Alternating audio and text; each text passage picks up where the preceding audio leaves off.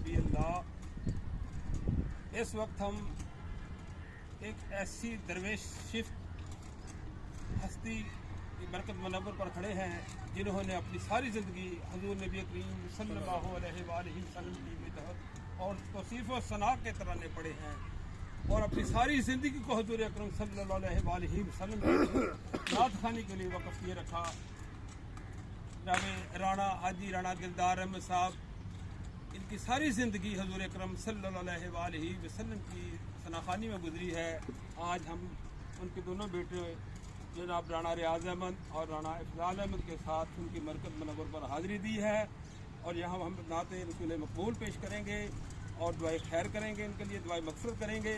जनाब हाजी राना दलदार अहमद साहब बहुत ही मोहब्बत वाले शरीफ और नफ्स इंसान थे और अपने इलाके के अलावा शहर की महफ़िल नात में उनकी मौजूदगी ज़रूर होती थी और उनकी मौजूदगी के बगैर ग्राउंड के नहीं सजती थी। आज रमज़ान मुबारक की नूरानी ईमानी वजदानी घड़ियों में हम उनके मरकज़ मनवर पे दरबार आलिया पे हाज़िरी दे रहे हैं।